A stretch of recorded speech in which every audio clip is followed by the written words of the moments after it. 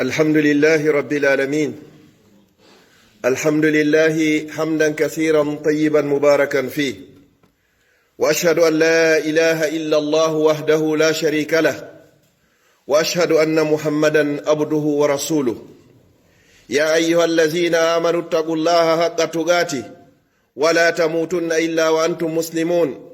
يا أيها الناس اتقوا ربكم الذي خلقكم من نفس واحدة وخلق منها زوجها وبث منهما رجالا كثيرا ونساء، واتقوا الله الذي تساءلون به والأرحام إن الله كان عليكم رقيبا. يا أيها الذين آمنوا اتقوا الله وقولوا قولا سديدا يصلح لكم أعمالكم ويغفر لكم ذنوبكم، ومن يطع الله ورسوله فقد فاز فوزا عظيما. أما بعد، فإن أصدق الحديث كلام الله، وخير الهدي هدي مصطفى صلى الله عليه وسلم، وشر الأمور محدثاتها، فإن كل محدثة بدعة وكل بدعة دلالة وكل دلالة صاحبها في النار. أجارني الله وإياكم وسائر المسلمين من النار. آمين آمين آمين يا رب العالمين.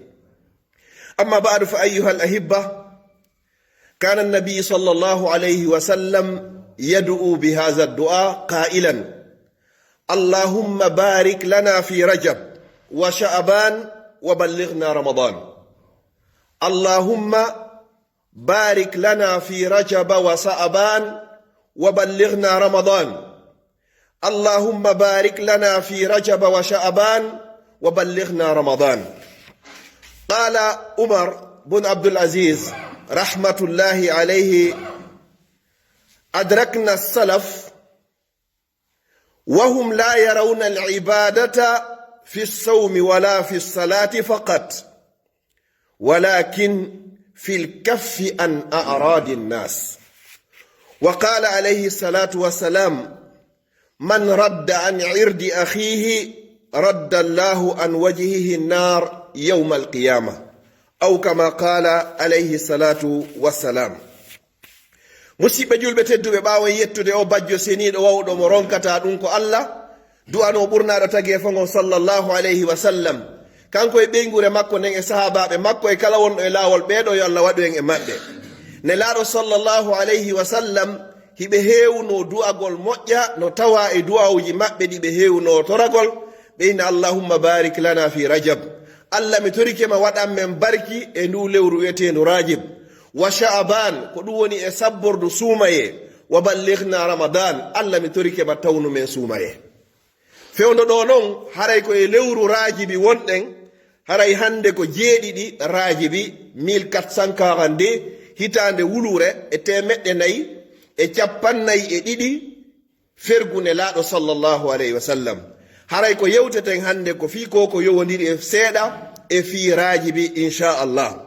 fi du'a o mi fillitomo: allahumma barik lana fi rajaba wa sha'ban. Allah mi torikema waɗan men barki e ndu lewru wiyetendu rajibi, e ndu lewru wiyetendu sabbordu suumaye. wa ballighna ramadan, Allah mi torikema tawnu men lewru suumaye. mi toriki Allah yo Allah tawnu en suumaye. kala ɓe tawnaka kadi yo Allah taw o yaafigiɓe si o ƴettitiɓe. barki e baraji e moƴƴereji ko woni kon e rajibi, yo Allah waɗu geɓal meɗen. barki e baraji e kala moƴƴereji ko woni e sabbordu suumaye, yo Allah waɗu geɓal meɗen e dendagal julɓe ɓen mo be kala ka wontiri. wona sabu ko nikkinani en kala nawnɗo, yaafani en kala faatiɗo, ɓeydani kala jogiiɗo, okkori kala mo jogaaki, ittani kala jogiiɗo ande makko nden, ya rabbal alamin. Umar ibn Abdulaziz radiyallahu anhu oɗo o wi'i: wo kamɓe ɓe yiɗino e salafu salih, ko ɗum woni sahabaɓe moƴƴuɓe adiɓe ɓen, wo ɓen ɗon ɓe laatanoki hiɓe konteyno ko wiyete dewal, ko wiyete moƴƴere, ko wiyete ko ɓattorte ka Allah kon, juulu gongol tun ma hooru gongol tun. wo kamɓe ko ɓe yiyayno ko wiyete dewal ngal tiggi, wo ko alkaffu an a'radi nnas, ko joggagol ɗengal ngal e ndimankakuji yimɓe ɓen. a wowta goɗɗo ndimo makko, a bonnata ndimo makko, sa moƴƴinanari mo ndimu makko ngun, a bonnatamo ndimu makko ngun. wo neɗɗo juulowo jemma fof, hoora ñalorma on fof, o aybinayi yimɓe ɓen, o bonnayi ndimankakuji yimɓe ɓen, o bonnayi inɗe yimɓe ɓen, woɗo o tawete e perduɓe ɓe yawmal qiyama wo fi honɗum wo tawata moƴƴereji makko ɗin fof kala kon e dewal kon ɗo ƴette ɓeɗo jonnitiroye yawmal qiyama yo allah on danni tawede e ɓeɗo laaɗo sallallahu alayhi wa sallam ɓe maagi wo man radda an irda akhihi wo kala on ruttuɗo ayyibe ko sutino musidɗo makko ndimankaku makko dignité makko wo radda allahu an wajihi nara yawma alqiyama wo allah kadi ruttoya yiite jahannama ngen e yeeso magon asumoyta yawma alqiyama mi toriki allah yo allah waɗɗu en taweteɓe ɓeɗo ɓe allahu subhanahu wa ta'ala ittoyta yiite ngen ga e muɗum yawma alqiyama yaqulu subhanahu wa ta'ala faman zuhziha anin nari wa udkhila jannata qad faz wa mal hayatu dunya ila mata'u ghurur kala on yiltoyaɗo e natoygol yiite jahannama o naɓa aljanna wo haray o malike o malama wo ande ɗan gurnan aduna ɗan wonari si wona hodo hun nafa hun ngure hun jamfoto kon seeɗa أيها الأحبة شهر رجب اليوم الآن نتكلم عن رجب وشعبان نسأل الله سبحانه وتعالى أن يبلغنا رمضان فشهر الله رجب أحد الأشهر الحرم هناك 4 أشهر حرم في كتاب الله منها 4 حرم نوديتون لبناي هرمورتيدي ما هرمانتيدي no pulangal ardi wo e muɗum no tawa e majji ɗi lebbi nayi ndu lewru wiyetendu rajibi nduɗo allati qala allahu ta'ala anha fala tazlimu fihinna anfusakum wo o toriki en o jeeji en wata en toñu pittali meɗen ɗin tentini non e nder ɗi lebbi hormorteɗi ɗo nayi joni noon hiɗen e nder rajibi ɗum o noddi en wo fala tazlimu wata on toñu dey anfusakum wonkiji mon ɗin fihinna e majji fala tazlimu fihinna anfusakum wata on toñu pittali moɗon ɗin e nder ɗi lebbi allah hormorteɗi wa zulmu nafsi fiha yakunu ala nawayn toñugol ngol non hoore mum e nder ɗi lebbi ɗo ma ko hina ɗi lebbi ɗo no fekki geɓe ɗiɗi fa zulmu l awwal zulmun birtikabil ma'asi toñi araneɗen no goɗɗo toñirta hoore muɗum e nder ɗi lebbi ɗo ko sabu faggitagol bakkatu waɗugol ko harmi waɗugol kala ko allah yiɗa yarlaki waɗugol kala ko naɓayma yiite jahannama danda aljana ɗum ɗo ko zulmu nafsi birtikabil ma'asi amma thani fa zulmun bitarki ta'ati toɓɓere ɗiɗaɓere nden ko toñugol hoore muɗum sabu accugol waɗugol ko moƴƴi sa waɗari ko moƴƴi har a toñi hoore ma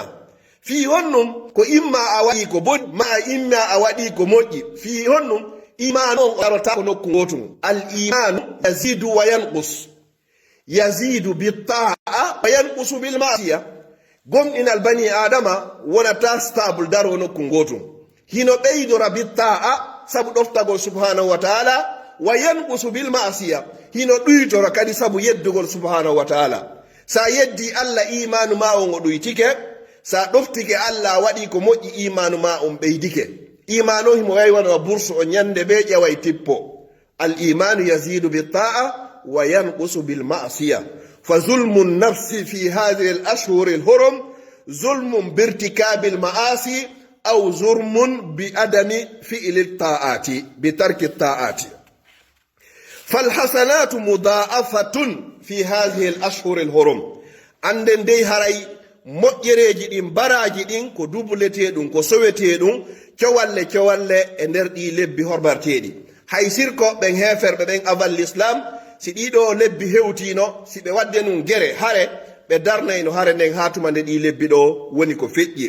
falyakun laka min kulli ta'atin sahma wo eto heɓa e kala moƴƴere waɗetende e nder ndu lewru ɗo moƴƴere hun kadi si tawi ko juulugol a juulayno darɗe 4 waɗu darɗe 6 ma 7 si tawi a yimmotanoko jemma naafa wakkilo naafa sa horatano hay tenen e alkamisa wakkilo hay say ko fi nduɗo sa horatano ayyamul bid ñalaɗe daneje ɗen wakkilo hay say ko fi nduɗo andu moƴƴere nden ko soweteɗum e nder nduɗo eto kadi hoora walaw yawman wahidan fi sabilillah مصدقا لقول النبي صلى الله عليه وسلم من صام يوما في سبيل الله باعد الله أو زحزح الله وجهه عن النار بذلك اليوم 70 خريفا. هورو هايسيكو نيالال غوتال إناكو في الله kala horuɗo ñallal godal fi allah allah woɗɗintino yeeso makko ngon e natugol yiite jahannama yeru ka embere ka yarete duuɓi 90 ma ndunguji ma settoji 90 tentinino si tawi koye ɗi nder lebbi hormarteɗi ɗo kadi falhasanatu mudaafatun falyakun laka min kulli ta'atin sahma falmasiyatu fiha laysat kalmasiyatu fi gayriha. geddi kadi boneji ko on tigi waɗata kon harana e nder ɗi lebbi ɗo o wa'adey wasi tawi hara koye nder lebbi ɗo waɗi en innari bakkatu on kadi o sowete kono noon ya andu bakkatu waɗa ɗon e nder ndu lewru ɗo wa'a waɗiya bakkatuji waɗaɗi hara hina ndu lewru ɗo. wal ma'siyatu fiha laysat kal ma'siyatu fi ghayriha bal azimatun inda allahi fahris ala ijtinabiha. haray annen dey barkatu waɗaɗo e ndu lewru ɗo ɗi lebbi hormorteɗi ɗo hino mawni ka Allah subhanahu wa ta'ala wo wakkilo moƴƴa weɗɗitoɗa hattirde e woɗɗitagol e yeddugol Allah subhanahu wa ta'ala tentininon e ɗi lebbi hormarteɗi ɗo andu bakkatu waɗaɗo e ndu lewru ɗo ɗum ko mawnu ɗum ko Allah subhanahu wa ta'ala ko ɗum hiɗen toro Allah yo Allah yaafo mawɓe meɗen faatiɓe ɓoynida en e luttuɓen hakke ko ɓe lerɗuno ko ɓe jogino iman e gomɗinal e lerɗugol waɗugol moƴƴere fiye ndu lewru ɗo kamɓe ɓe hoorayno raajiɓe fof kono noon aray ko ɓuri sellude kono nelaaɗo sallallahu alayhi wa sallam ɓe hoorari lewru haandu timmi tis si wona suumaye joni noon kamɓe hakke ko ɓe yiɗuno kon hari ko ɗum ɗo haaɗo ɓe jogino kana mablahu zalika mablahu min al ilm hari ko haaɗo ɓe jogino ɓay innama tum moƴƴere nden hino toon sowete yonti woɗɗito bakkatuji ala ko Allah ɓattorte ɓuri juulugol e hoorugol e ittugol sadaka e jandagol inde Allah ɓe suɓi kamɓe ɓe wakkili jogitagol ñaamaari yaraari jogiti sahawuji maɓɓe fii ɓattorgol Allah ngal dewal ɗo. enen noon hannde hay sen hoorata ndu fof kono eto heɓa hay sayi ko balɗe 10 hay sa heɓata balɗe 10 ɗen kono tenen e alkamisa e lewru ndun fof ñalaaɗe daneeje ɗen ayyamul biidje ɗen 13 14 15 e mayru fiɓu anni e hoora ɗum ɗo mo hoori balɗe 3 e nder lewru harayɗa mari baraji wa hooruɗo lewru ndun fof man jaa bil hasanati falahu ashru amsaliha sa waɗi moƴƴere hu gotum Allah yoɓete wasay ko moƴƴi 10 waɗi ko waɗɗa joni noon balɗe 3 ka be 10 ɗum haray ƴetti lewru timmunu nun haray mo ɓe yo wakkilo toro Allah subhanahu wa ta'ala on yo Allah o newnanmo o wawa waɗugol moƴƴereji e ndu lewru ɗo aqulu qawli hadha wa astaghfirullah li wa lakum fastaghfiruh innahu huwal ghafurur rahim.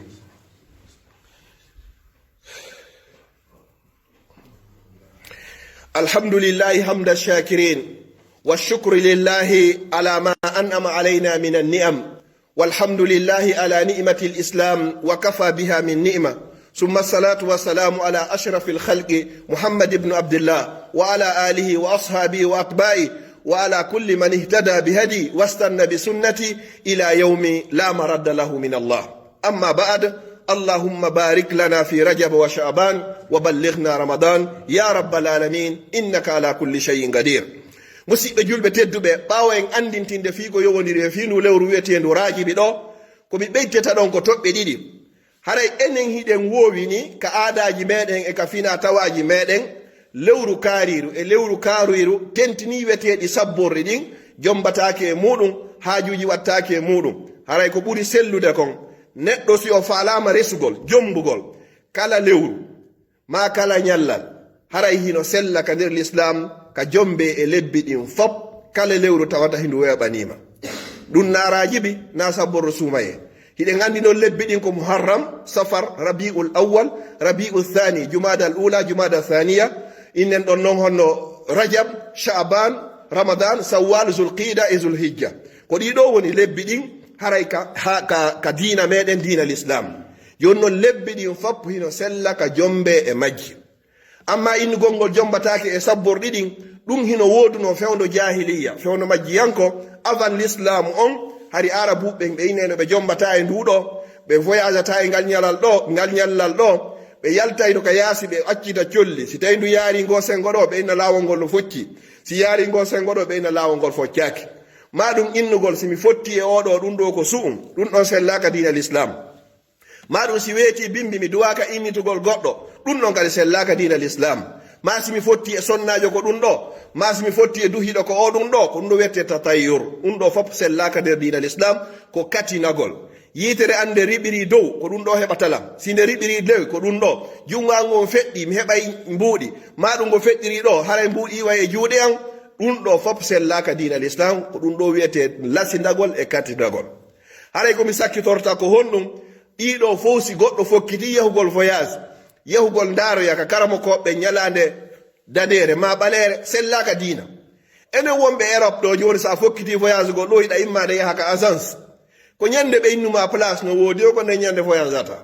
si ɓe innima koye tenen si tawi ko ɗon falɗa yahugol si koye ndu lewru ɗo koye ɗum ɗon kay woni ko yahata amma noon imnugol komi yaltira e bimbi ma mi yaltira e kikiɗe no woodi woɓɓe toon hay si ɓe yalta no yahugol seteyagal ɓe rewrataka dambo hoggo kaka hoore naare hoggo woni ko ɓe tipporoyta ɓe natirtaka maɓɓe ñalorma ma jemma ɗiɗo piiji fof ande ma anzalallahu biha min sultan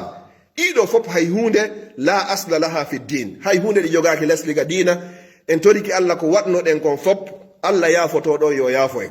yerko lutti ɗo ko yo Allah dandi en waydude sifa ɗi piiji ɗo musidɓe julɓe tedduɓe piiji ɗiɗi yo goɗɗo gomɗinɗi o jogito waɗa ka ɓernde makko a fawtoto la najata min al maut yo goto be andu pellet a daɗata ko wiyete kon mayde nde siko lekki siko docteur ñawdo won o maaye ala mo mayata ko luttata o wa yabqa wajhu rabbika zul jalali wal ikram koye piyoyɗo fof ko waɗante ko fi onti daɗu mayde a daɗatande few wo ɗiɗi la rahata fi dunia andu pellet fawtare ɗum ala nama e hoore o aduna ɗo wala qad khalaqna al insana fi kabad bani adama on tagama e wikku wakku kum probléme hunɗo hino iwama kunɗo hino ara kunɗo hino iwa kunɗo hino ara toujours Allah accay ɗon ka ɓernde ma nde wullirta seeɗa ha ñande laatiɗa fu rewɓe nakari timmi hande ko bimana ko mankannoma kon fappo hande timmi kala ko timmano ha ñande haray timmi wo tati on ɗo la salamata min kalamin nas ko etiɗa wo kay daɗata ɗenɗe yimɓe ɓen a daɗata kundule yemɓe ɓen moɓɓe ma kay ñorede bona ko tawrede boni wa akhiran bani adama ko watta ka ho ɓernde muɗum lan yusibana illa ma kataba Allahu lana hay e hunde wawalan wawamo heɓude sina konko Allah windannoma ñande heɓuɗa balɗe 120 ka nder renga yummama ko windano ɗon ko si aduna on fof yiɗima towni fimama ɓe wawama ɓeydande si aduna on fof añima towni fima ɓe wawama ɗoytande rufiyatil aqlam wa jaffati suhuf ala wasiye ɓurɗo e mawnude mo neɗa rasulullah sallam wasiye ɓuri o hadise ɗo ya hulam ihfazillaha yahfazka ihfazillaha tajiduhu tujahaka wa iza sa'alta fas'alillah wa iza sta'anta fasta'in billah wa'lam anna al-ummata law ijtama'u ala an yanfa'uka bi shay'in lam yanfa'uka bi shay'in illa qad katabahu Allahu lak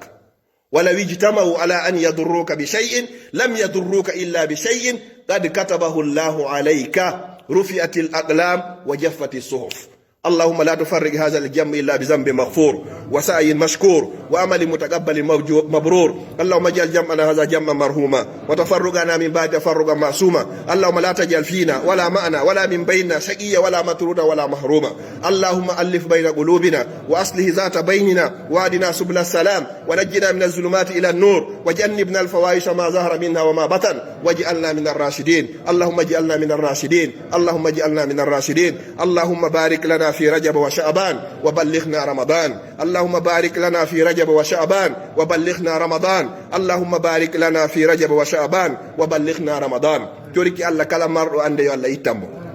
كلا ما بيدو يا الله هوينمو كلا نون ما نونيرادو يا الله سلم